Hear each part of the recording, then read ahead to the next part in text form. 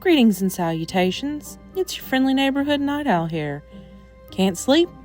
Well, pull up a tuffet and vibe with me as I trip down memory lane and listen to songs that make you reach for the splat hair dye and fingerless gloves.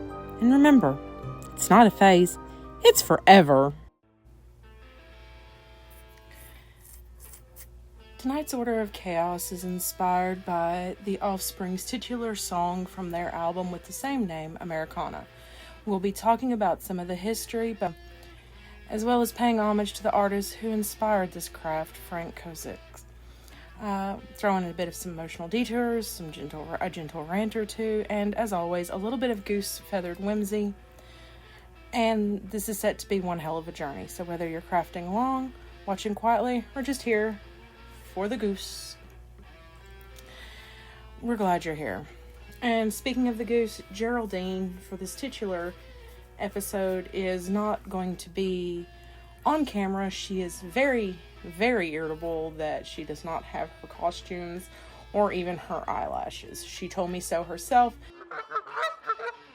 She says that she's happy to see you all and that she is grateful that you are all here. Okay, so let's get started. So this particular craft that I'm working on right now is one that I have kind of had an idea in my head for a while, of course. But anyway, I enter stuff in the fair. Well, one day I was looking because I knew I was going to do this particular song, and I was looking and I was like, okay, well, what do I want to do with it? And so I happened to realize that the fair had a category in their art department for Americana, and I was like, hey.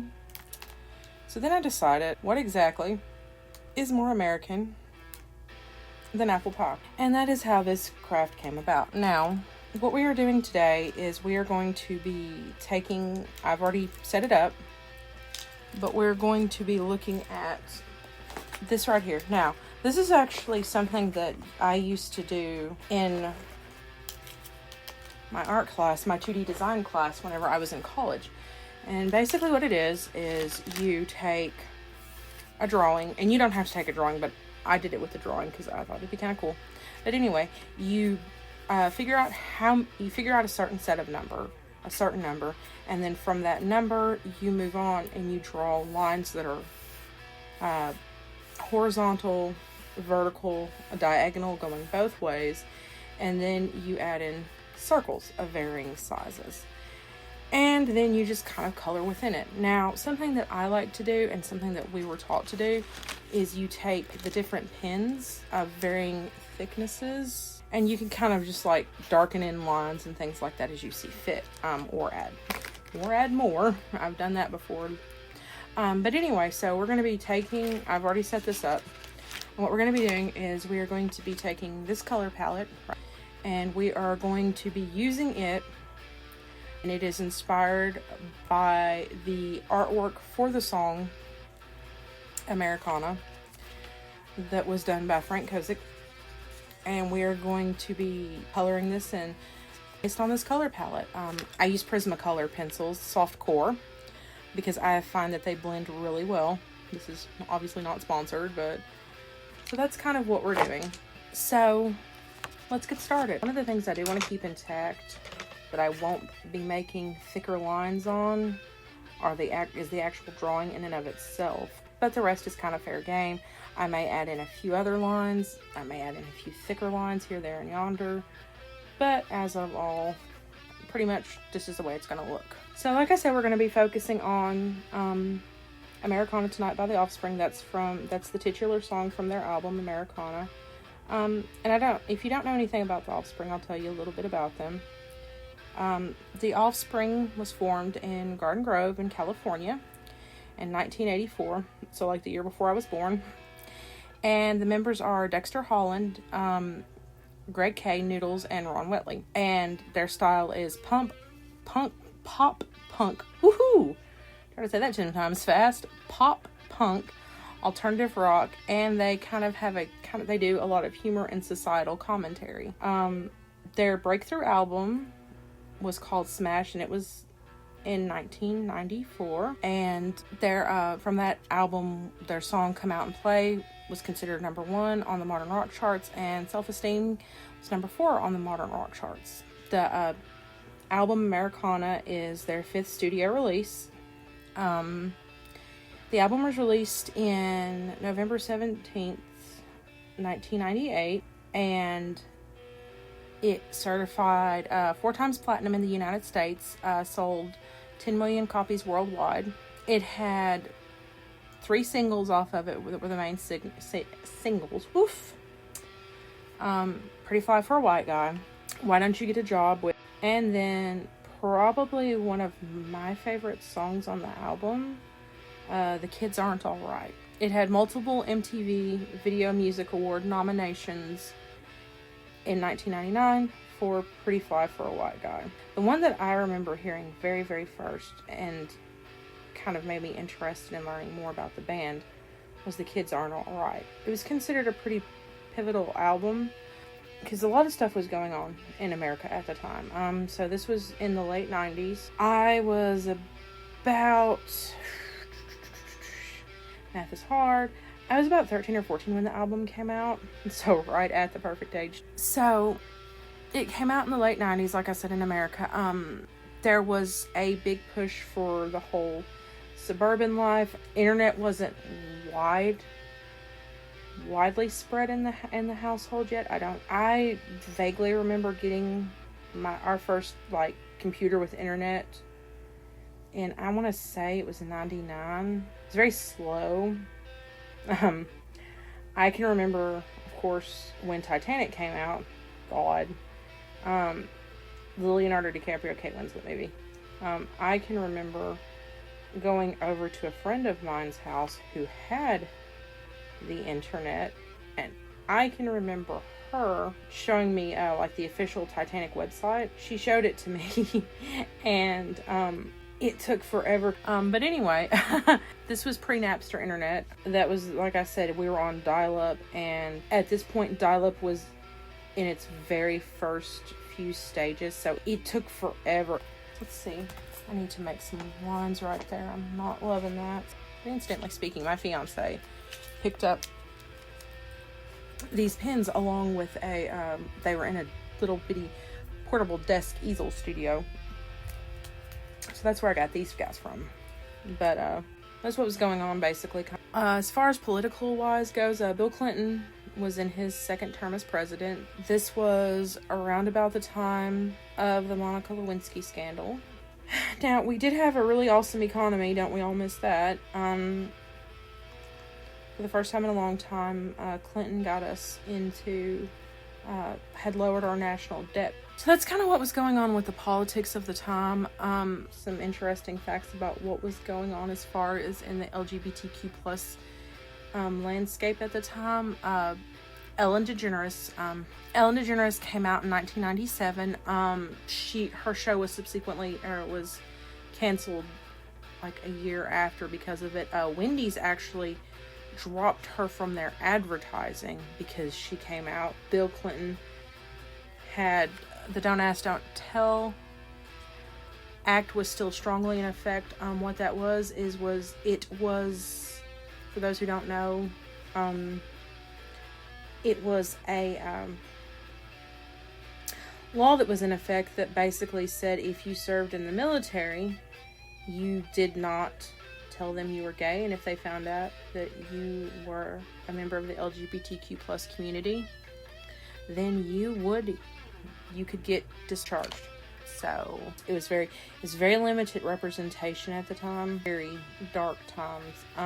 I can remember, because I was a little church girl, I can remember that the church that I went to at the time was a evangelical church, was Assembly of God church. So if you know what I mean, I'm sorry.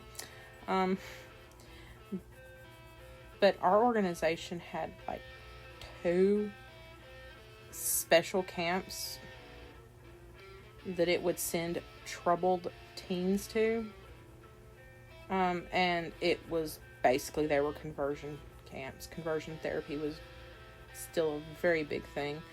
One of the big things that did move us forward, and it was a very tragic event, was the Matthew Shepard tragedy that happened in Laramie, Wyoming, where a young man who was gay was taken out and he was assaulted and murdered in Laramie, Wyoming, like I said. And that shone the spotlight on hate crimes, because at the time that was not considered a hate crime. After he was murdered, they did make that a hate crime. That was what was kind of going on with the LGBTQ plus community at the time. The underground punk and alt scene was kind of sort of a safe space where you could be yourself. Obviously there were different clubs and things like that, but those were all pretty much in like bigger cities, and definitely none around here.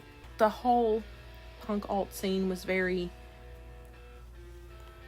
big place for outcasts, you know, members of the community, just people who didn't feel the same, you know, knew they didn't fit in, with the quote unquote normal people or whatever. And that kind of leads me to the guy who basically inspired this craft, and that is Frank Kozik. Frank Kozik is Spanish-born, a Spanish-born artist. He was born in 1962. He immigrated into the United States at the age of 14 in Sacramento, California, with his father. He went into the Air Force at age 18, and he was stationed in Austin, Texas. In Austin, he found a flourishing punk scene and got really involved with that. So he grew up in Francoist Spain, which was a very strict regime. You would see very strict, very censored schools. You would see there was a strong push for Catholicism in the schools. It was dangerous for you to talk back or act like you don't agree with the government. He basically grew up with it was very authoritarian, obviously. Western culture, things from the West were incredibly censored.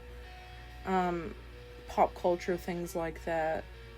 All the schools were state-run. Incidentally speaking, if you've ever seen it, Pan's Labyrinth was set in Franco, Spain. And so, if you have seen that movie, you'll pretty much understand exactly what I'm talking about. And if you haven't seen that movie, I strongly suggest you go see it, because it's a good movie.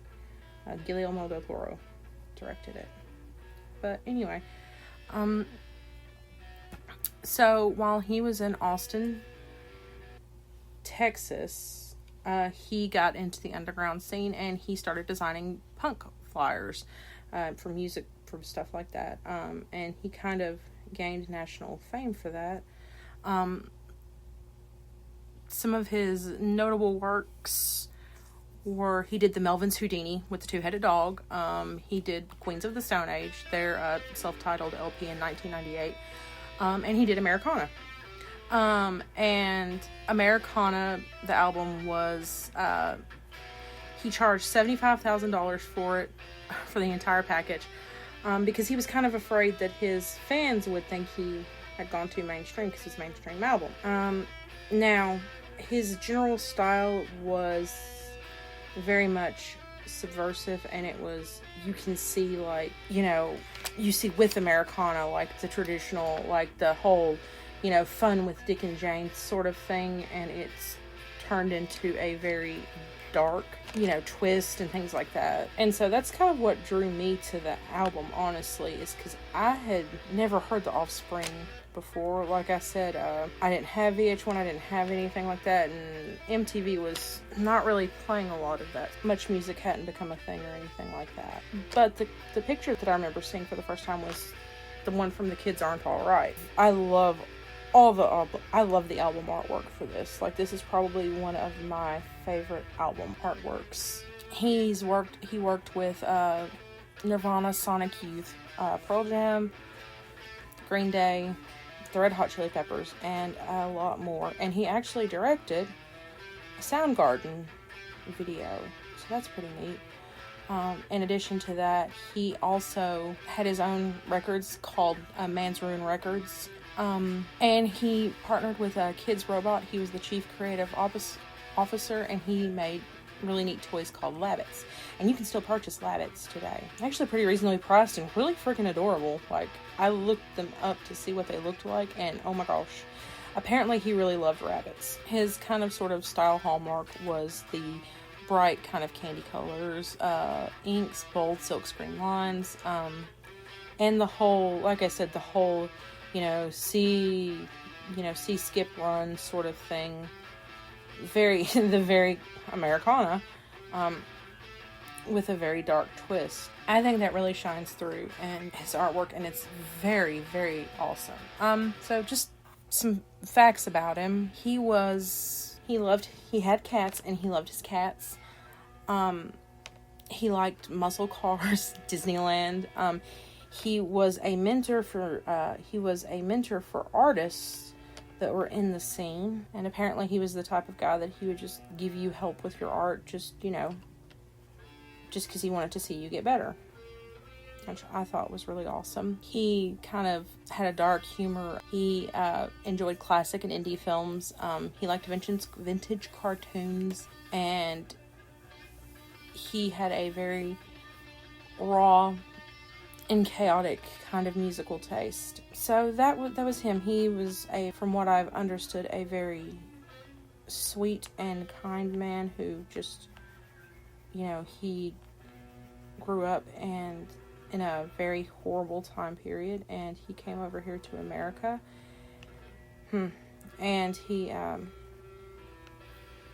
he basically got involved in the music scene and created amazing artwork, and tragically he passed away in 2023 at the age of 61. His art, specifically for this album and the Melvins, for me, was the first thing that I remember about the Offspring Americana. I remember that my cousin had the album. I don't remember how she got it, but she had the album and she showed it to me, and it was just like, oh my lord, it was just so fascinating to me and so just intriguing. And then of course I started listening to the music, and it got me, and I really just like the music just hooked me because it's very good music. And so there's actually this running joke between my cousin and I, because I loved the album, and of course at the time I had no way to get the album, but I absolutely was in love with the album. I thought it was an amazing album. So I told her I would do something for her if she would give me the album, her copy of the album. And she made a contract, and it said, in exchange for this one. Now, it said one, I thought it said one Offspring CD. No. The slick little bitch put one Offspring CD. So literally I have joked with her over and over again I'm going to make a CD, I'm going to title it the Offspring, and I'm going to charge like $1 million for it. So she'll have to buy it for me, or be in breach of that little note of a contract. I always laugh about it. So the first song that I heard from them was The Kids Aren't Alright. And I absolutely adored it. As far as how I felt about it then versus how I feel about it, and I mean, it's like, back then I didn't feel anything like I feel, it's just, it was a good music, and, a good had good music on it, and, you thrash your head around, and, oh, it was funny, and stuff like that, but then there were these parts that just kind of were like, oh shit, and, they made you think, and things like that, and it was a very profound album. And now that I am older, and now that I have, lived through everything that I've lived through and whatnot, and dealing with what's going on now, it was kind of one of those things that it's like, the album has just a bit of a different edge for me now, I think, than it did back then. And while I don't think I was ever too young to listen to this song, I didn't appreciate it back then like I do now.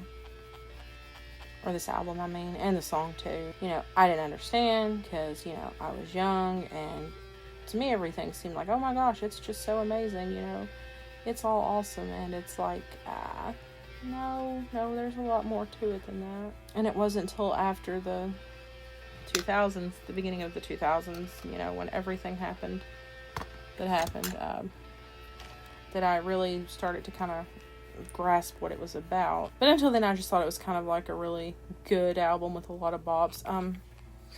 Honestly, I understood it. Honestly, kind of slightly reminded me, especially The Kids Aren't Alright, of this other artist named Jim Carroll, and he was a musician, but he is a musician, but he also does like slam poetry and stuff, and that's kind of what it reminded me of a lot as well.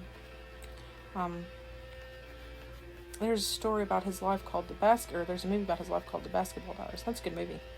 It's a hard watch, but it's good. I feel like that the album had a profound effect on me, and I really, you know, it was definitely one I listened to a lot when I finally could get it. But for me, it was also, a lot of it was the artwork when I was younger. The other stuff came with time. But anyway, I remember I listened to The Kids Aren't Alright a lot when I was younger. This song, Americana, didn't fully become really relevant to me till after what happened in 2001. And just, it was one of those things that you saw a level of blind kind of sort of patriotism and this vague clinging to the American way, and it was like, okay, but that's not, you know, it's like, that's great, but, you know, what about this, what about this, what about this? No, you know, it was considered practically treason at that point for you to say anything wrong and criticize America in any way, form, or fashion, you know. And so I kind of became disillusioned a lot when that happened, and I think that's one reason why the album started to resonate with me just a little bit more, because it's like, oh, okay, I see what's going on here. Oh, this is what they were talking about. Well, shit. Talking about it and stuff, talking about the album is, you know, the song is really awesome, but I kind of think it would be cool if we just kind of also talked about the song and kind of just, I want to kind of give you kind of my thoughts on it and stuff, so I think that would be really kind of fun to do now. The opening of it really just, it lets you know where it's going, it lets you know, it's a very boom, boom, boom, boom, boom. It's got a very strong kick drum to it, and you can hear that beat and that tempo, and it's very driving. Reminds me honestly a lot, especially when it gets to the down part. It reminds me a lot of thrash to a degree, which makes sense. But I love the fact that you have like the chorus in it, or like the singing of the ah. It gives it this almost epic vibe, like how people felt like the American dream felt. And then of course you get into the lyrics themselves. I like this, the culture is defined by those ones least refined, and you'll be left behind if you don't fit in. It's all distorted in Americana my way. It's very much, it was that, you know, it's like celebrities and stuff like that, and I think that really does especially pertains today. I think it's also interesting because it says my vision has come true, and it uses that twice before it says my nightmares, and of course it has the who nod to the my generation. It's my future's determined by thieves, thugs, and vermin. It's quite an excursion, but it's okay. Everything's backwards in Americana my way. And it's one of those things, again, it's like, yeah, that was something that was very prevalent back then, and I think you can really see it now. It's like the ones that are in office are very, very much that way. And then it's like, you can hear it very just absolute, just raw, very angry. And it's like, my rights are denied by those least qualified, trading profit for pride, but it's okay. Everything's backwards in Americana my way. And at this point, it's, you know, it's woe instead of ah. So it's like, oh, you know, it's getting more desperate. It's my nightmare has come true instead of my dream.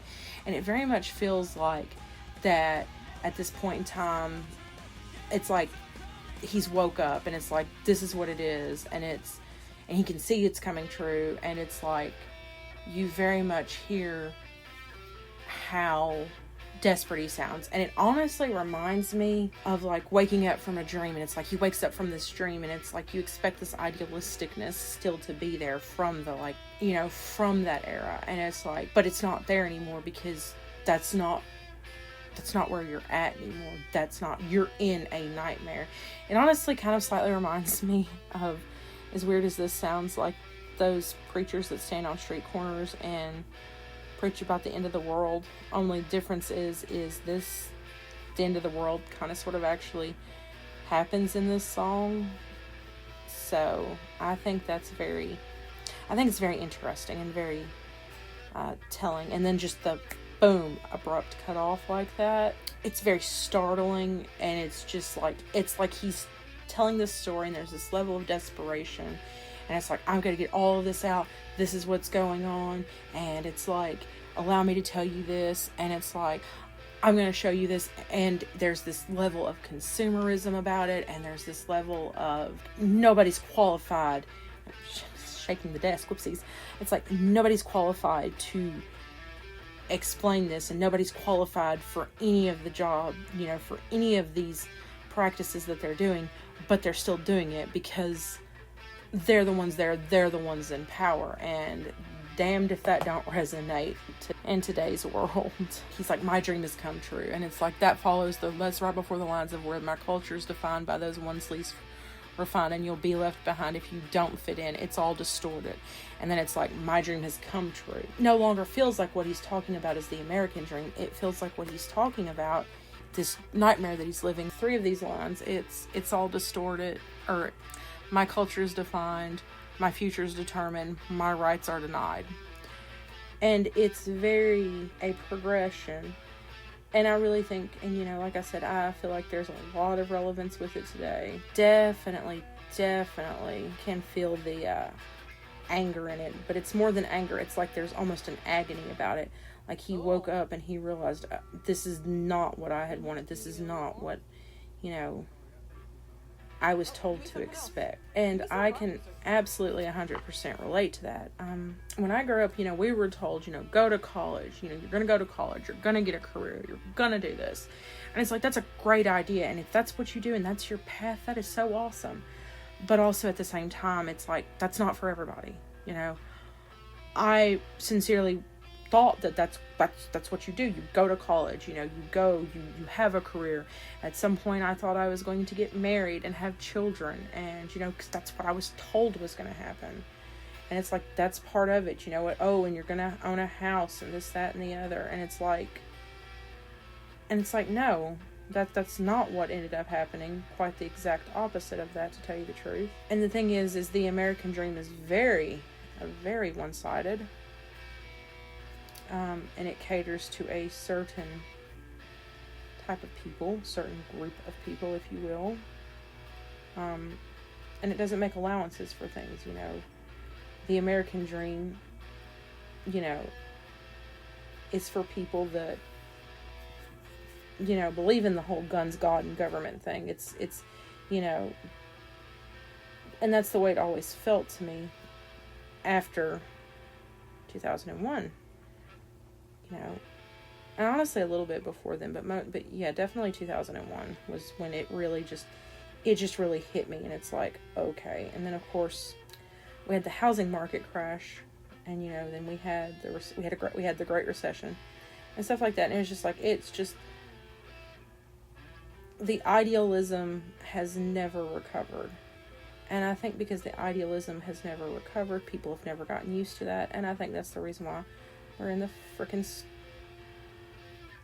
state of hot mess express we're in now. To me, the song isn't just angry. There's desperation about it. It's like you're trying to hang on to this stupid dream And it's like, you want to just so badly for it to be right, and you want it, you know. Like I said, I remember the slow breakdown of the disillusionment of the American dream for me, and just how angry I was about that, but also just kept trying to hang on, and, you know, I remember sitting up there, and I remember, you know, being indoctrinated in school and saying the Pledge of Allegiance at an egregiously early hour. Like, I've never been a morning person. There is a reason your girl's a night owl.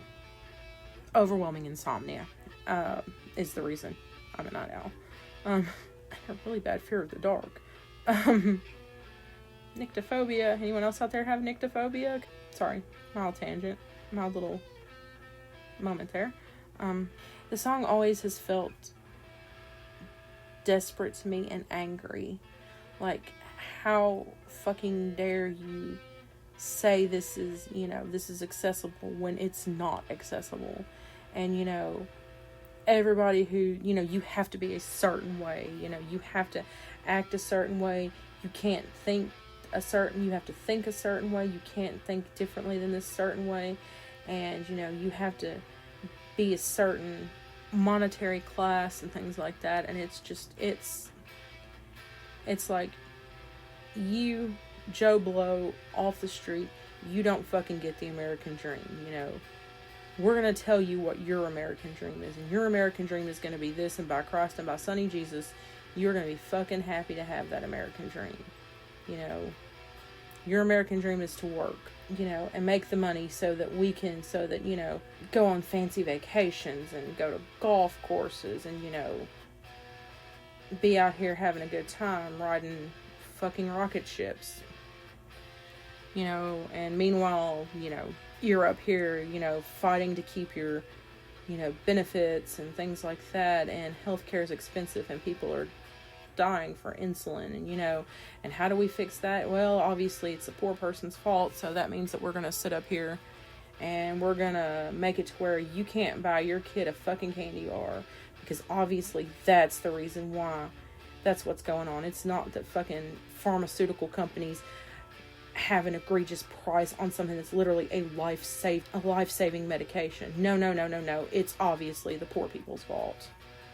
And in case you couldn't tell, that was me being angry and very, very sarcastic. I absolutely do not believe that.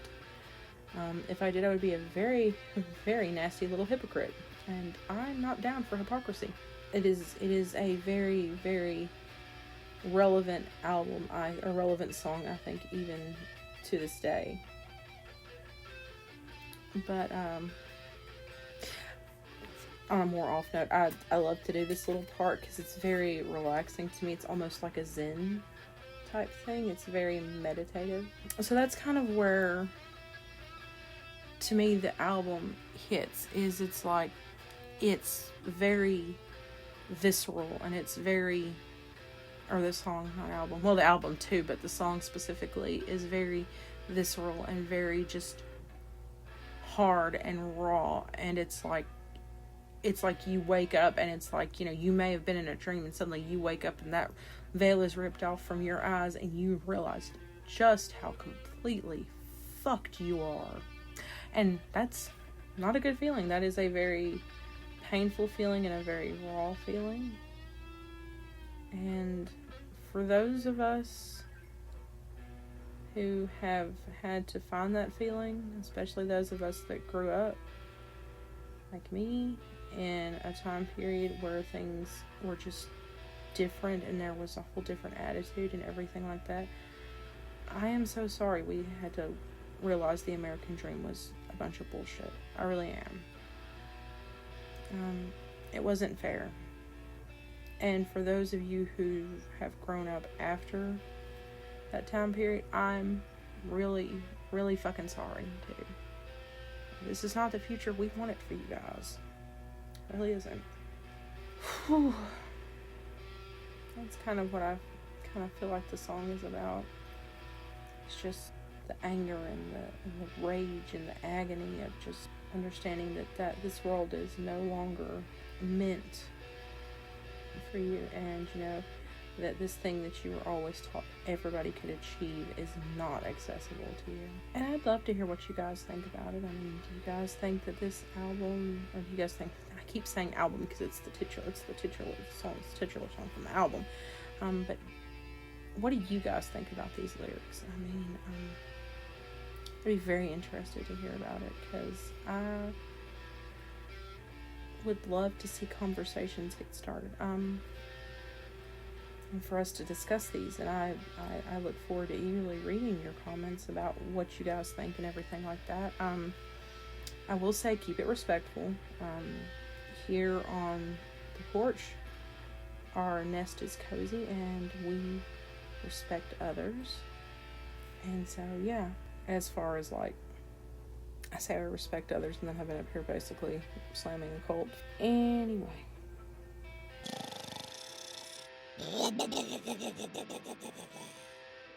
Well, that sound means Geraldine's had enough excitement for one night, so I'm gonna be off to go tuck her in.